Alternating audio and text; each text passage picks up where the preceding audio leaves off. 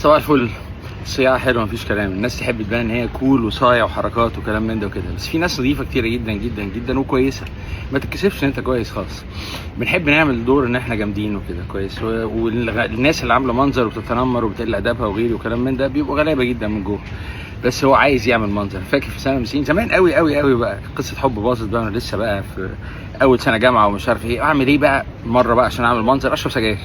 شايف سجاير ايام ما كان في سجاير لوكال مصري جميله كده اسمها سوبر او كليوباترا سوبر، الناس بتقول كده يعني. فاللي هو اشتريت بقى، بقيت كل يوم اجيب علبه احطها في جيب الجاكيته اللي وراني واشرب بقى منها وكده. ضايقتني جدا، قعدت اسبوع ما كملتش غير اسبوع يا جماعه، كانت ريحتها وحشه جدا بالنسبه لي، بتضيع فلوسي. الفلوس دي ممكن احطها في حاجات احسن بقى، اشرب حاجه ساقعه، اكل شمعدان، حاجات زي كده، ومالهاش مش فارقه معايا في حاجه.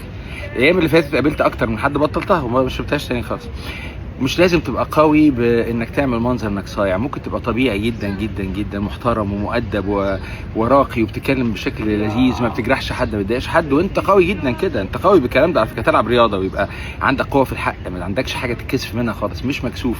يومين اللي فاتوا قابلت اكتر من حد، كنت في مطعم في المعادي، قابلت شباب زي الورده كده بيتابعوا الحاجات اللي انا بعملها، مش بقى الناس القديمه بتاعتي، الناس الجديده دي بيتابعوا كده، يقول لك والله فرق معانا جدا. قابلت راجل امبارح شاب زي الورد، هو ومراته وبنوته صغيره جميله كده في سعودي في شيخ زايد، محترمين ومهذبين، ودي بتفرق معانا الفيديوهات ومش عارف ايه. الناس دي جميله قوي وقويه قوي، في ناس كويسه كتيره جدا على فكره. احنا ليه النهار بنقعد نقول الناس وحشه والناس مش عارف ايه، حتى اوحشهم من جوه غلبان. ناس كويسه المفروض تلاقي بعض، وما تتكسفش ان انت كويس، تبقى محترم وكويس وكل حاجه، وما تخافش تقول كلمه الحق، وهتقوي نفسك. على فكره هتلعب رياضه وتبقى صحتك جامده عشان ما حدش يضايقك، هتتجمعوا مع بعض الناس كويسه مع بعض عشان ما حدش يضايقكم. الناس اللي هي بتتنمر وكده من جوه اكتر الناس عدوانيه في التعامل. علم النفس بيقول لنا ان هي اكتر ناس ضعيفه وبايظه من جوه، بيغطي كده، بيعمل شيلد كده، درع قوي عشان يستخبى من الناس التانية.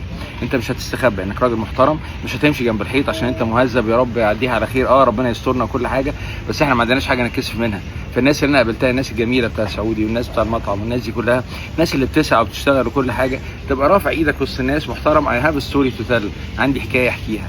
اي حد محترم يا جماعه ما يتكسفش وما يستخباش، يستاهل يبقى كويس. الصياعه هنتكلم بعد كده حاجه جميله قوي اسمها تبقى صايع نظيف، مش اللي هو صايع بقليل الادب. مش لازم تبقى بتشرب سجاير ولا بتحشش ولا بتشرب خمره ولا بتقل ادبك ولا ماشي انجازيه مع بنت مش هتتجوزها غالبا على الكورنيش، فعامل بيها منظر عشان تحرج البنت بعد كده، ولا ايه تقول انا بحب حد.